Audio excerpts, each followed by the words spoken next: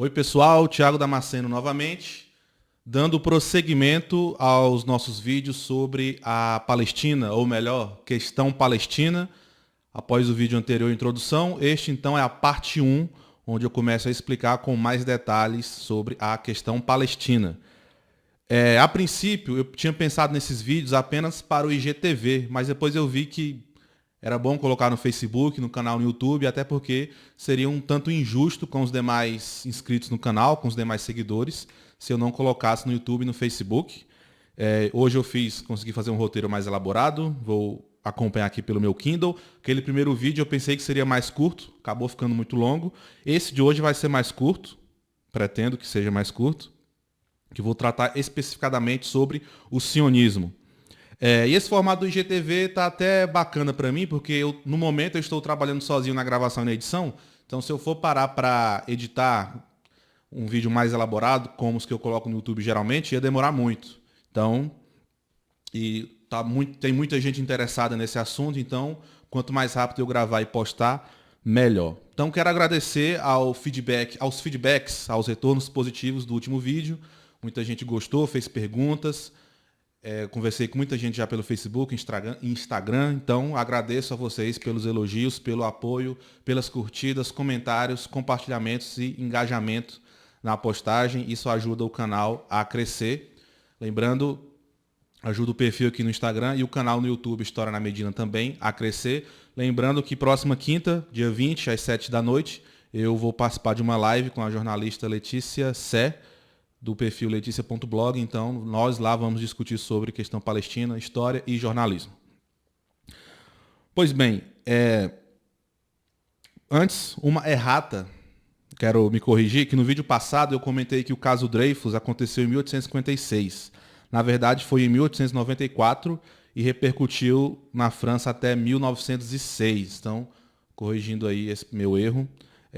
Em história a gente não foca exatamente em datas, mas é preciso saber as datas, e eu particularmente adoro memorizar datas, e aí às vezes eu confundo, como foi nesse caso. Então, caso Dreyfus, se você quiser pesquisar, um caso de antissemitismo na França, começou em 1894, foi até 1906.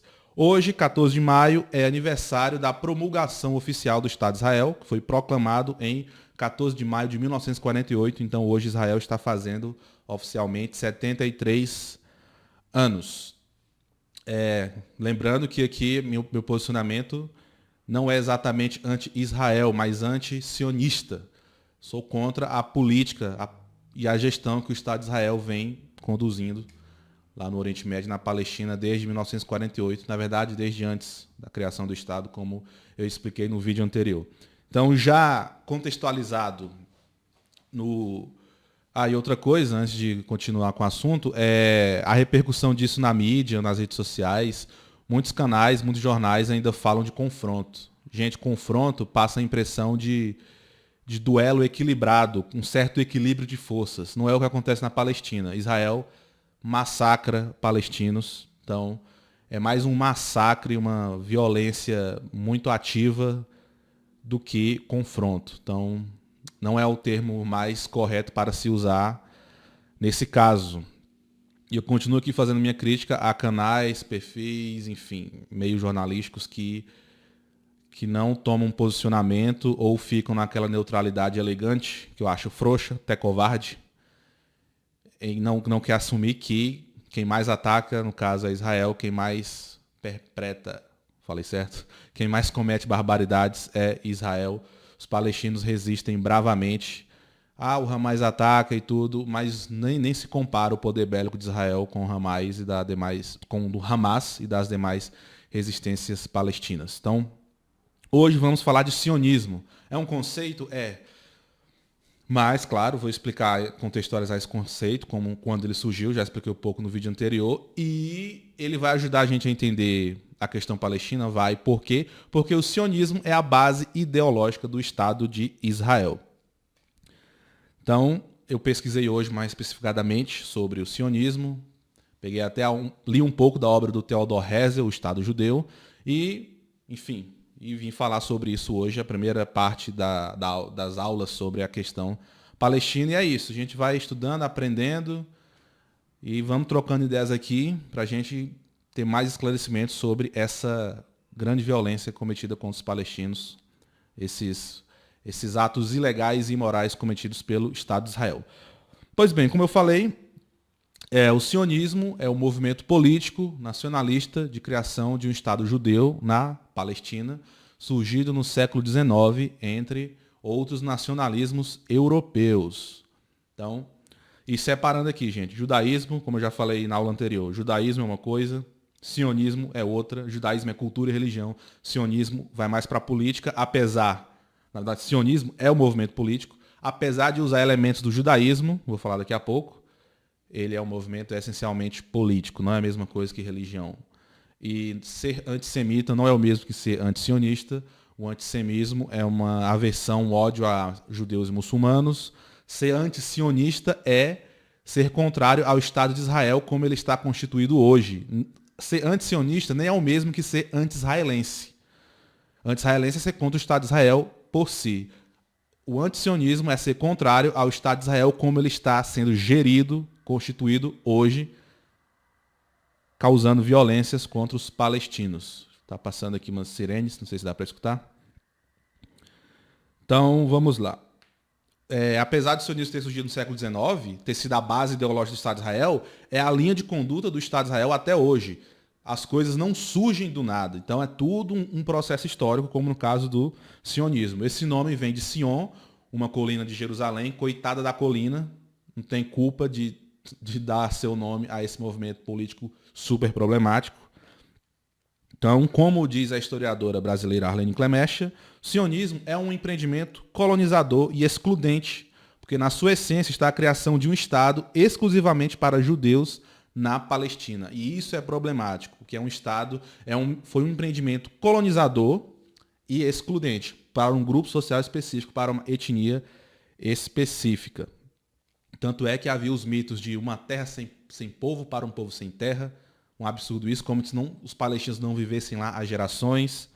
Enfim, e quando houve a Guerra Árabe-Israelense de 1948, a Nakba palestina, se fala de transferência voluntária de palestinos para outros países árabes. Uma mentira deslavada, porque, na verdade, não foi uma transferência voluntária, foi uma transferência forçada. E quando é forçada, o nome disso é refúgio. Então, tivemos a produção de refugiados com a criação do Estado de Israel, de muitos refugiados palestinos. Sobre isso exatamente vou falar nos próximos vídeos. Eu me baseei aqui num artigo do professor Andrew Trauman. Inclusive eu entrevistei ele para um episódio do Ogro Historiador sobre o Irã, episódio 13. Pode conferir lá no Spotify, na página do Ogro Historiador. Esse texto do professor Andrew Trauman é baseado é uma resenha de um livro do professor Shlomo Sand, eu não sei se eu pronunciei o nome certo, Shlomo Sand, acho que é Salomão em hebraico, Salomão Sand, que ele é professor de História Contemporânea da Universidade de Tel Aviv, um livro dele chamado A Invenção da Terra de Israel. Esse autor é polêmico porque ele já tinha publicado um livro chamado A Invenção do Povo Judeu, foi muito criticado, mas ele nos fornece dados e reflexões interessantes para trabalhar a questão de judeus, palestinos, questão palestina, criação de Israel como um todo. Então, estou me baseando em alguns aspectos dessa obra a partir do texto do professor Andrew Trauman. Então, a base aqui da criação para esse autor, o Sand, a base da criação do Estado de Israel é a expulsão de judeus da Europa no século XIX e as restrições de migrações a judeus nos Estados Unidos no século XX. Então, como eu falei, a Europa, o mundo nunca superou seu antissemitismo, sua aversão a judeus e muçulmanos. A Europa também, que está incluída nisso. Estados Unidos também. Então, no século XIX, havia toda uma xenofobia contra imigrantes judeus que estavam chegando à Europa e também nos Estados Unidos no século XX. Isso fomentou o sionismo, porque os judeus intelectuais que participavam de movimentos políticos queriam uma solução para a xenofobia contra os judeus e o problema dos imigrantes judeus. Então, conceberam essa ideia do sionismo de criar um Estado exclusivo para os judeus. E como eu falei antes, a descoberta do Holocausto incentivou ainda mais a criação de um Estado judeu, de forma que não havia críticas contra isso. E, de novo, é compreensível criar um Estado judeu pós-Segunda Guerra? Totalmente. O problema, como eu falei, não é o Estado de Israel em si, é não é a ideia do Estado de Israel em si, mas como ele foi concebido, gerido e é gerido até hoje. Enfim, o problema é o sionismo. Então, aquela coisa. Ser anti-sionista não é exatamente ser anti-Israel. Então, esse autor, o Sand, ele fala que nessa construção do sionismo, há toda uma retórica dos judeus retornarem à sua terra primordial. Como eu falei antes, isso é um mito. Mito no sentido de uma construção de uma narrativa com certas intenções veladas ou não veladas.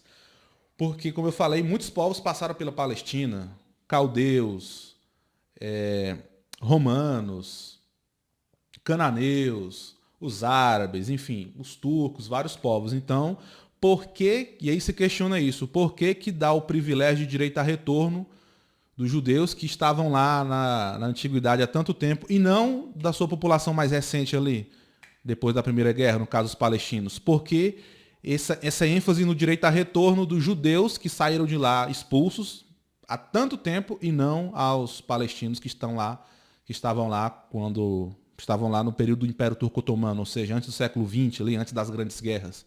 Por que dá ênfase no retorno dos judeus? Se nessa terra tantos povos passaram por lá, dentre eles os judeus. Tão problemático. E esse autor Sand até fala isso.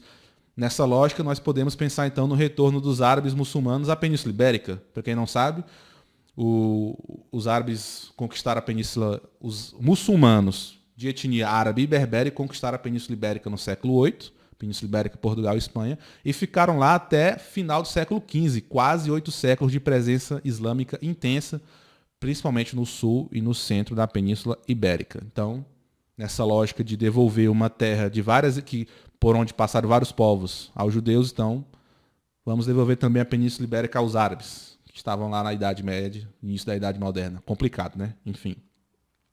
E para o Sand, essa expressão povo judeu também não tem sentido.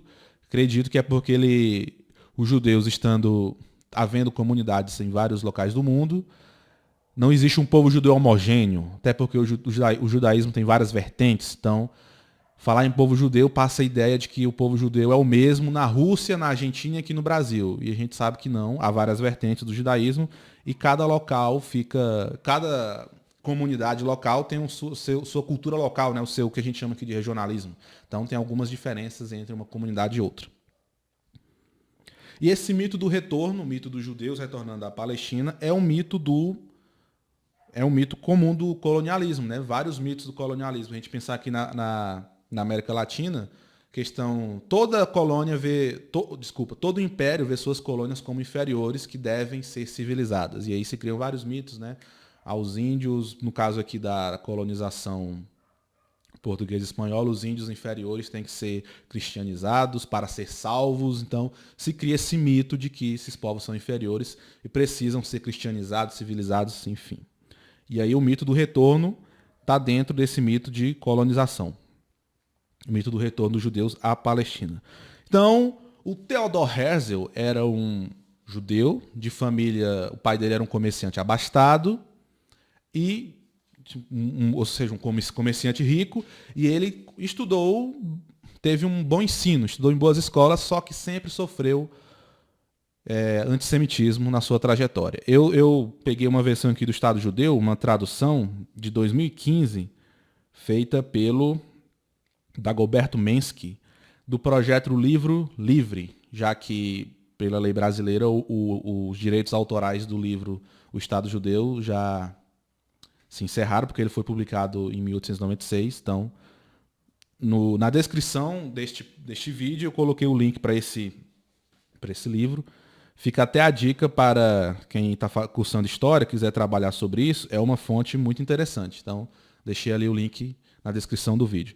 Então, o Theodor Herzl teve uma boa educação, sofreu muito antissemitismo. Ele é austríaco, nasceu na Áustria.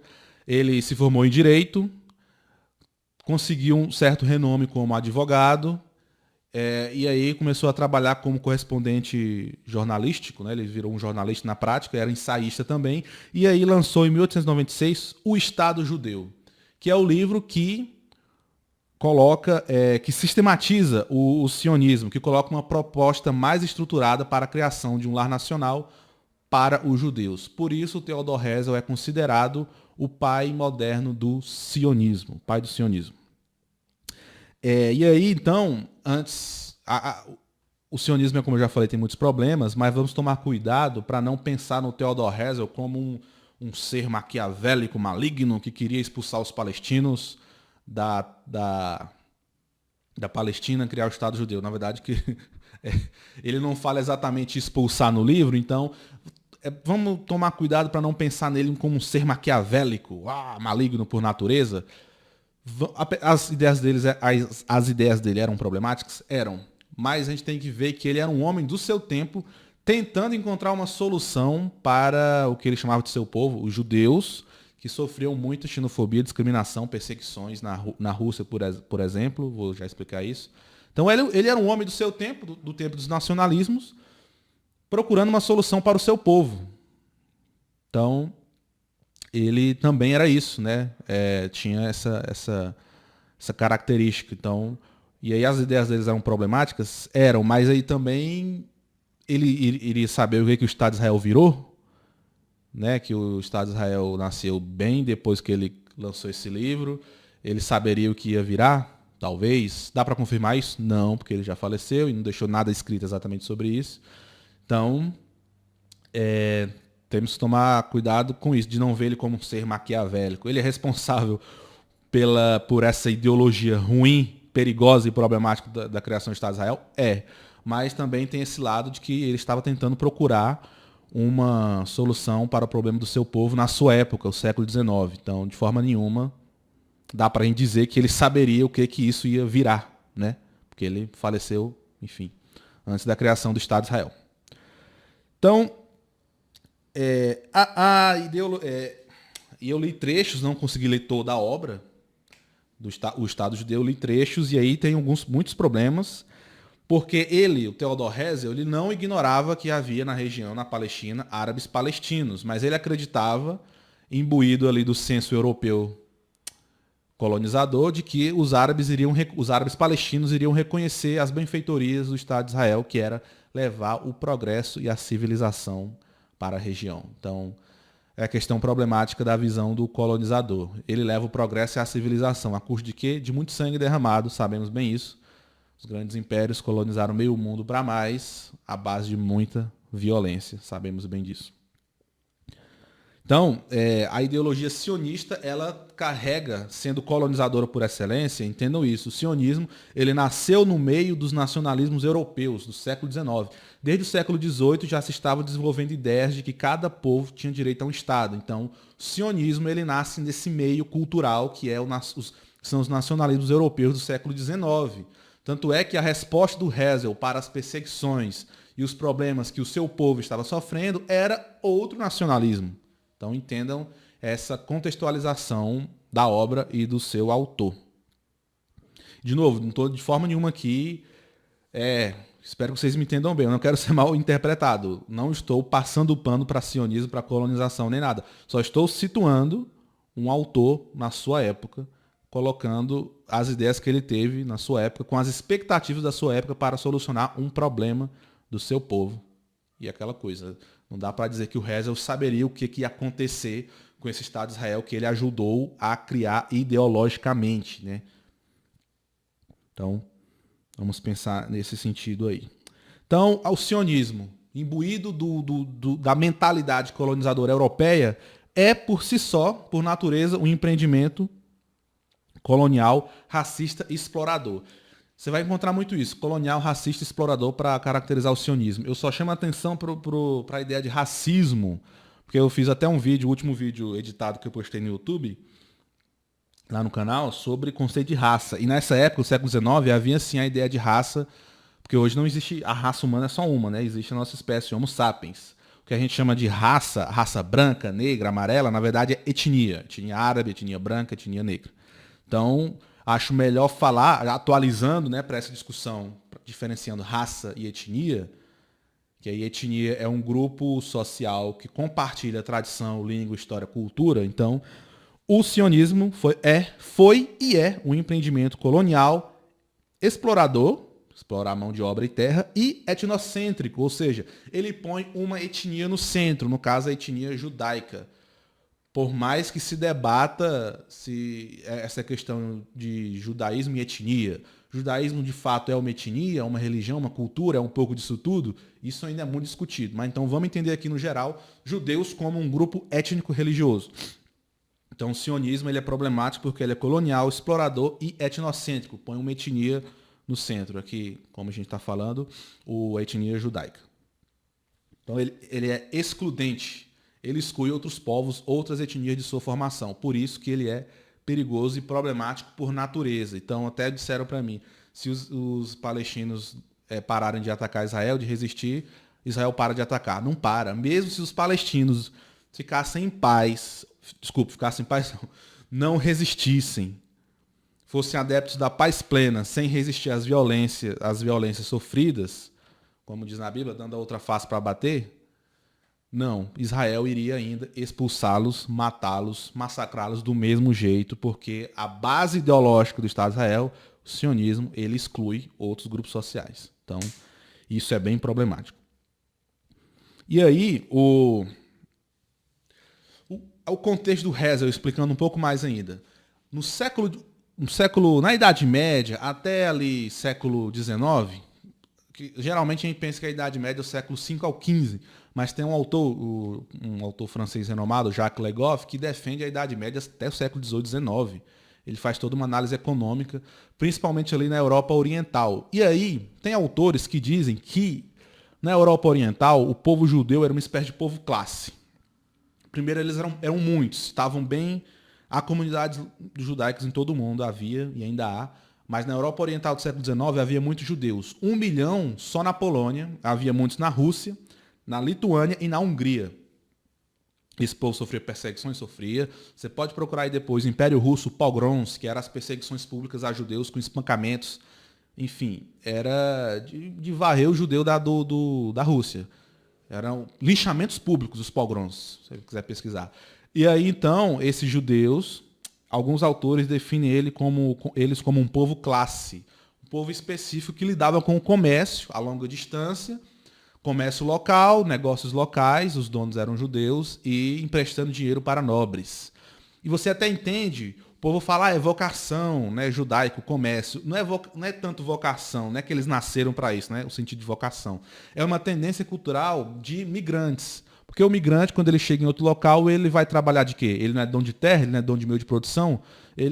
A atividade mais que ele consegue fazer mais para sobreviver é o comércio. Compra o produto e vende. Então, muitos judeus acreditam que eram comerciantes por conta disso. A mesma coisa com os imigrantes árabes quando chegaram aqui. Então, o comércio não é nem tanto uma vocação.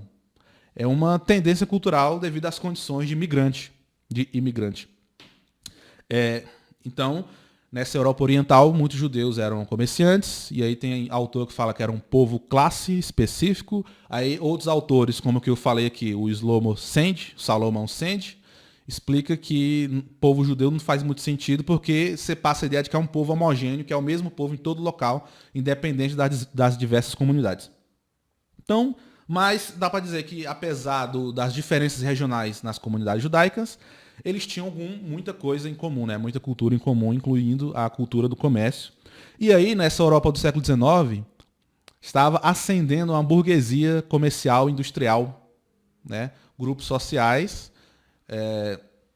ligados ao comércio. Na verdade, vinha ascendendo desde o século XV e XVI, mas no século XIX principalmente, por causa da industrialização. Vamos lembrar da Revolução Industrial. E aí, então, essa burguesia industrial estava ascendendo socialmente, e quem era a concorrência deles? Os judeus comerciantes. E aí começou então toda uma criação de mitos como judeus avarento, ambicioso, que só pensa nos juros, no lucro. Então vem daí dessa concorrência entre burguesia industrial e judeus comerciantes, e aí vem daí muita xenofobia também, o que explica parte das perseguições boa parte, na verdade, das perseguições contra os judeus. E aí, então, esses judeus começaram a migrar para a Europa Ocidental, esses judeus da Europa Oriental foram para a Europa Ocidental e Estados Unidos. Mas eles não eram bem recebidos. As autoridades defendiam a tese da mescla, da mistura, esqueci o nome mais técnico, da assimilação, lembrei, mas não eram bem recebidos, como eu falei. A xenofobia ainda reinava na Europa, Estados Unidos, século XIX e XX até hoje. E aí as potências, os grandes impérios, incluindo o Reino Unido, queriam sim apoiar a criação do Estado judeu, mas longe de Londres, longe da Grã-Bretanha, da ilha, em qualquer outro lugar. E aí é nesse contexto que o Herzl está inserido com seu livro O Estado Judeu. E aí, de novo, o sionismo não é a mesma coisa que o judaísmo, mas usa de elementos da Bíblia, da Torá, do Pentateuco, dos 5 primeiros elementos, 5 primeiros livros bíblicos, para justificar a criação do Estado de Israel, do Estado judeu, né? No século XIX chamava de Estado judeu. Na Palestina, né, colocado como a terra prometida por Deus, como está na Bíblia, para o povo judeu, o povo eleito.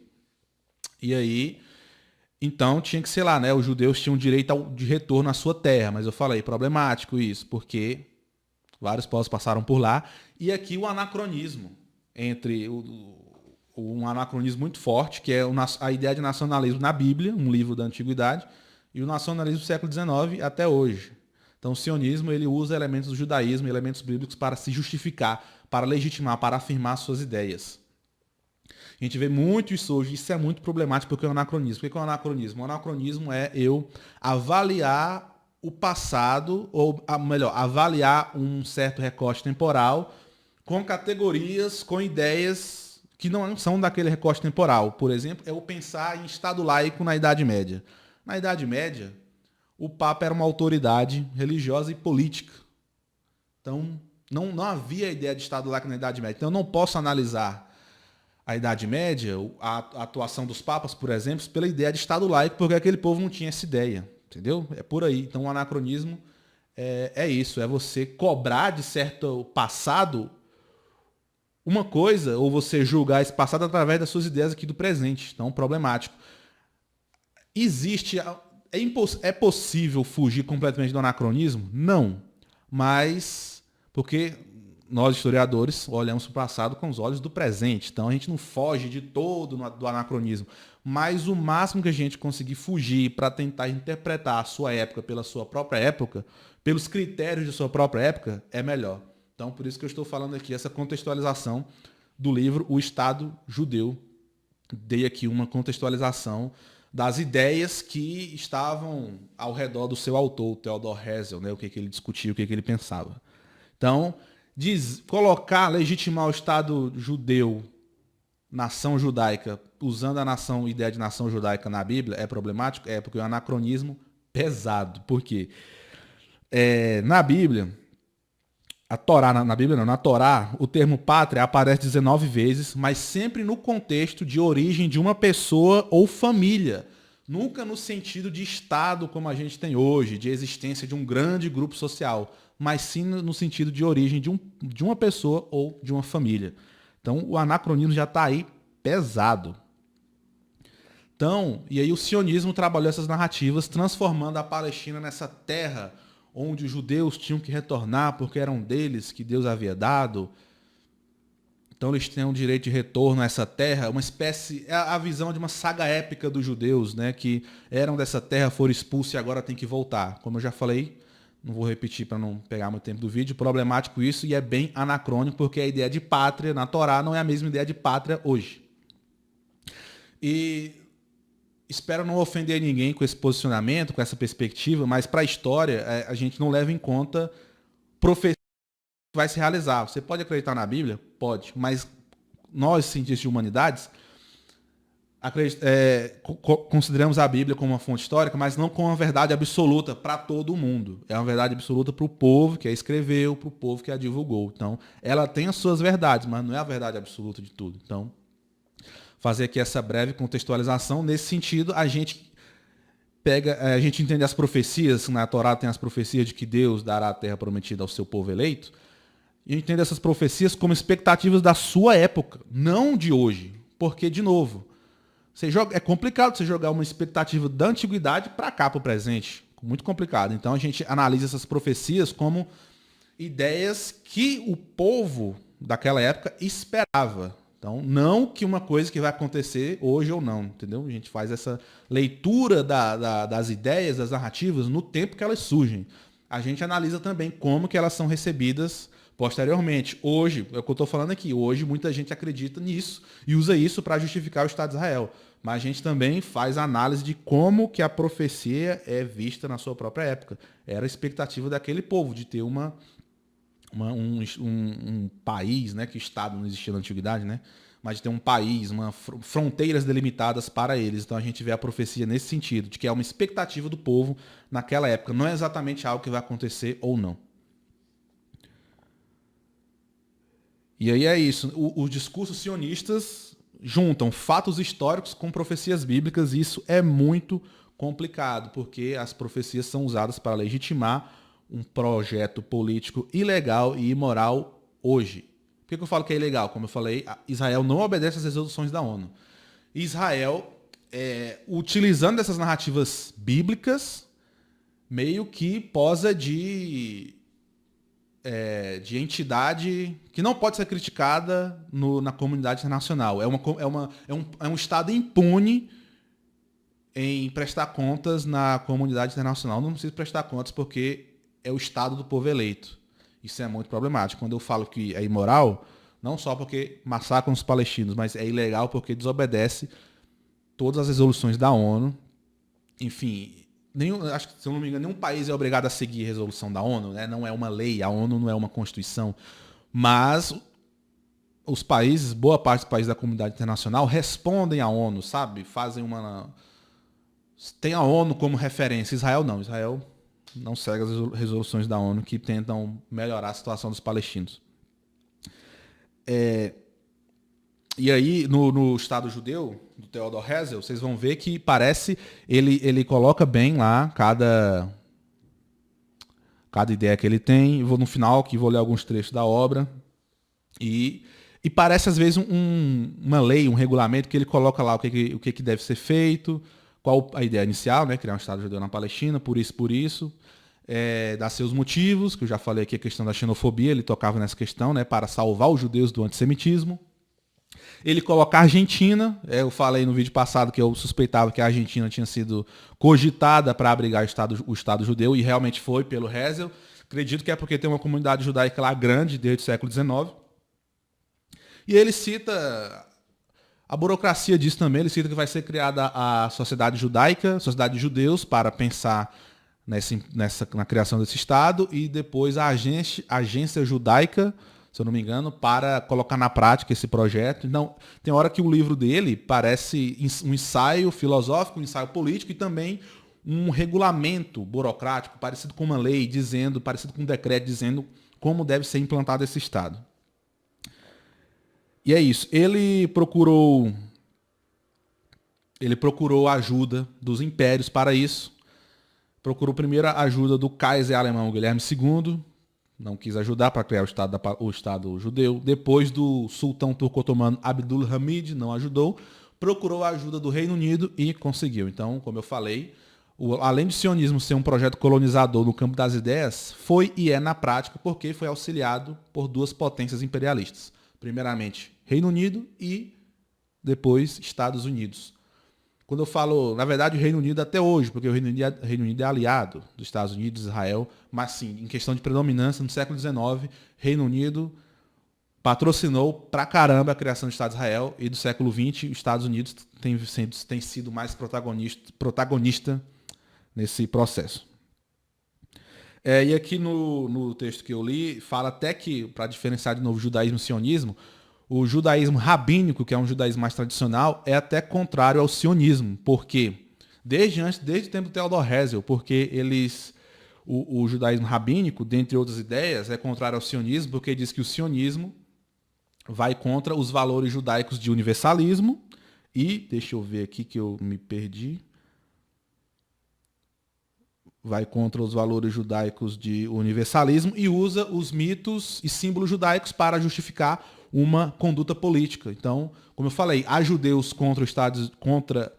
contrários ao Estado de Israel, como está hoje? Sim. Então, o Estado de Israel não é uma voz, não é opinião única dos judeus serem a favor do Estado de Israel. Tem judeus que são a favor? Sim. Tem outros que não. Estou citando aqui que eu encontrei o judaísmo rabínico é contrário ao sionismo. De novo, não o Estado de Israel em si, ao sionismo, porque usa símbolos e mitos judaicos e vai contra a ideia universalista de judaísmo. Então, bom a gente ter isso em mente. E uma outra contradição do Estado da ideia sionista é que o sionismo prevê um Estado laico, defende o Estado laico, mas usa narrativas e ideias religiosas para se legitimar. Então, tem aí uma contradição. É aquela coisa, como eu falei na última aula, a questão palestina é um problema essencialmente político? Mas faz uso de religião? Faz. Mas, de novo, a religião não é a causa é política. Como eu falei, judeus, muçulmanos, cristãos viviam pacificamente lá até começarem as imigrações massivas de judeus para a região, patrocinados pelo Império Britânico, pelo Reino Unido. Então, é um problema essencialmente político, mas a religião está nessa questão de discurso. E aí eu entendo particularmente que, não só nesse caso, mas em muitos outros, a religião é usada como um instrumento legitimador. A religião, por meio de seus símbolos, ideias e narrativas, ela é usada como um discurso legitimador de projetos políticos, porque a narrativa religiosa ela é emocional e ela convence. Então, o sionismo usa dessas narrativas bíblicas para ser convencível, para se justificar. Então, isso é muito perigoso, esse uso político da religião, porque isso o povo compra a ideia fácil, né? É porque é religioso, é bom por natureza. Tomem cuidado com quem faz uso político da religião, porque faz uso da religião, mas é com fins políticos, não com fins religiosos e espirituais. Então é bom a gente ter em mente isso. A religião está no meio do problema? Está, mas está como discurso legitimador de projetos políticos, mas em essência é um problema político. A questão palestina é um problema político. Já finalizando aqui, então, esclarecidas essas questões, como eu falei antes, o Herzl, dentro do contexto de nacionalismo europeu, propôs para solucionar os problemas de antissemitismo na Europa o seu próprio nacionalismo judaico, ou melhor, nacionalismo que usa de elementos judaicos. Então, alguns trechos aqui para finalizar do Estado Judeu do Theodor Herzl. Abre aspas. A ideia que desenvolvo neste manuscrito é muito antiga. O restabelecimento do Estado Judeu, fecha aspas. Restabelecimento. Então, ele remete ao reino de Jerusalém, ao reino de Israel lá da antiguidade, como eu já falei aqui. Abre aspas. A Palestina, aqui no caso ele estava falando da Argentina, falou que a Argentina foi pensada para ser pátria dos judeus, mas ele falou que é melhor a Palestina. Ele disse, abre aspas, a Palestina é a nossa pátria histórica inolvidável. O simples ouvir citar o seu nome é um chamado poderosamente comovedor para nosso povo, fecha aspas. Alguns concordam, outros não, como eu falei, membros do judaísmo rabínico não concordam com o sionismo. E aqui é uma parte bem problemática. Como eu falei, ele procurou alianças com os impérios colonizadores para implantar o sionismo, conseguiu com o Reino Unido, e ele falou o seguinte, abre aspas, se Sua Majestade, o Sultão, nos desse a Palestina, nós nos comprometeríamos a sanear as finanças da Turquia. Para a Europa, formaríamos ali parte integrante do baluarte contra a Ásia. Constituiríamos a vanguarda da cultura na sua luta contra a barbárie. Como eu falei, o sionismo é problemático porque o Theodor Herzl viu que nós, judeus europeus, somos superiores intelectualmente aos nativos lá na Palestina. Então, nosso Estado judeu será uma base da civilização, da cultura naquela terra bárbara, que ele fala aqui. Parte integrante do baluarte contra a Ásia. Olha só o preconceito. Constituiríamos a vanguarda da cultura na sua luta contra a barbárie. Bem problemático isso. Então, era isso que eu tinha para dizer hoje. Novamente ficou longo, impressionante. Mas é o tema, né? Um tema complexo, vasto, que já tem muito tempo. 73 anos só da criação de Israel. Se a gente colocar do sionismo, que foi antes, como eu já falei, é mais de um século. Então, eu até entendo que, para a gente abordar esse assunto com calma, sem correr o risco de cair nas fobias, aí, nos preconceitos generalizantes, é bom trabalhar mesmo com calma e explicar bem as coisas, então o que justifica o tamanho do vídeo. Estamos aí já com 40 minutos, mas como tive feedback positivo do vídeo anterior, creio que vocês também vão gostar desse. Caso eu esqueci de alguma coisa, peço desculpas. A urgência em lidar com o tema talvez ocasionou isso, mas acho que eu consegui explicar o básico aqui sobre o sionismo.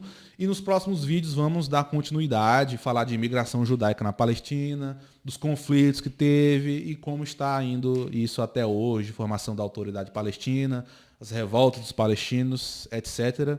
Então, espero que vocês tenham gostado. Se gostaram, curtam, comentem, compartilhem, mandem aí para seus amigos, familiares.